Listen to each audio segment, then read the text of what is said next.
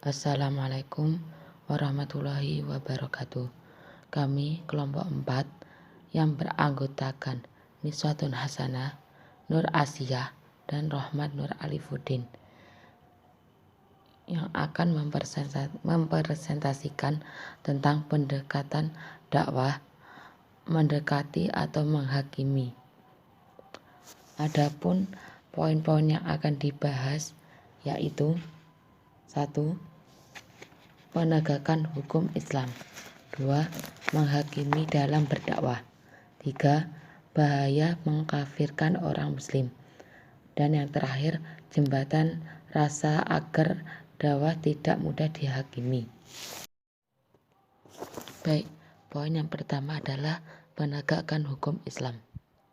Penegak hukum yang menjalankan ilmu hukum harus amanah. Tuntutan Tuhan dalam menegakkan keadilan dalam pandangan Islam antara lain dalam Quran surat An-Nisa ayat 58, Quran surat An-Nisa ayat 135, Quran surat Al-Maidah ayat 8, Quran surat Asy-Syura ayat 15, dan yang terakhir Quran surat Al-Maidah ayat 42. Firman Allah Subhanahu wa Ta'ala menegaskan dalam surat An-Nisa ayat 135.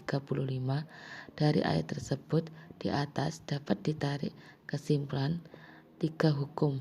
Yang pertama, menegakkan hukum adalah kewajiban bagi semua orang. Kedua, setiap orang apabila menjadi saksi hendaklah berlaku jujur dan adil. Yang terakhir, ketiga, manusia dilarang mengikuti hawa nafsu serta dilarang menyeleweng dari kebenaran. Apabila keadilan dikaitkan dengan hukum, maka dua hal tersebut dalam tatanan peradilan Islam dianggap sebagai sesuatu intervensi. Prinsip keadilan dalam menegakkan hukum yang dilakukan oleh Rasulullah yaitu selalu berpegang hanya mengemban hukum Allah, sehingga setiap keputusannya selalu berpegang kepada hukum Allah, yaitu Al-Quran. Demikian juga dianut doktrin bahwa seorang hakim lebih baik salah dalam memaafkan daripada salah menjatuhkan putusan.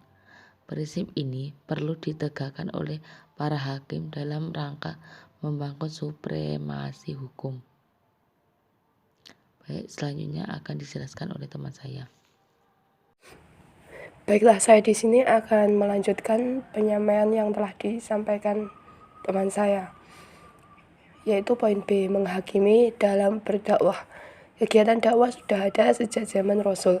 Beliau berdakwah dengan tujuan untuk menyeru dan mengajak umatnya kepada kebenaran yang diridhai Allah Subhanahu wa Ta'ala dan hanya menyembah kepada Allah Subhanahu wa Ta'ala semata. Kegiatan dakwah diwajibkan kepada semua umat Islam dimanapun ia berada, seperti di lingkungan keluarga, sahabat, serta masyarakat luas, dengan tujuan untuk menyeru dan mengajak kepada jalan Allah. Landasan berdakwah dalam Al-Quran dan nilai-nilai tambahan lainnya seperti hadis dan pendapat ulama. Dalam kegiatan dakwah di khalayak umum, yaitu di masyarakat, sebab dalam suatu masyarakat itu terdiri dari banyak orang berkumpul menjadi satu kebudayaan dan tradisi. Maka dalam masyarakat tersebut terdapat banyak perbedaan dari setiap kepala, baik dari segi pemahaman dan pemikiran. Dalam kegiatan dakwah di khalayak umum, yaitu di masyarakat, sebab dalam suatu masyarakat itu terdiri dari banyak orang berkumpul menjadi satu kebudayaan dan tradisi. Maka dalam masyarakat terdapat banyak perbedaan dari setiap kepala, baik dari segi pemahaman dan pemikiran. Selanjutnya yaitu adalah bahaya mengkafirkan orang muslim. Mencela sesama muslim dengan melemparkan tuduhan bahwa dia telah kafir. Perbuatan ceroboh atau penyakit semacam ini telah menyakitkan sebagian kaum muslim karena lemahnya pemahaman mereka terhadap akidah dan manhaj yang benar. Menuduh atau memvonis sesama muslim dengan tuduhan kafir adalah maksiat yang tidak sampai derajat kekafiran. Sedangkan seseorang muslim tidaklah dinilai atau divonis kafir hanya dengan sebab maksiat seperti berzina, membunuh. Demikian juga dengan menuduh saudara muslim dengan ketuduhan kafir tanpa meyakini batilnya agama Islam. Materi yang terakhir yaitu jembatan rasa agar manusia tidak mudah dihakimi. Untuk menumbuhkan jembatan rasa agar dakwah tidak mudah dihakimi adalah dengan cara saling menyikapi perbedaan pendapat, menasihati sesama muslim dengan bijak dan tidak menyakiti perasaan muslim dengan merendahkan dan mengkafirkannya.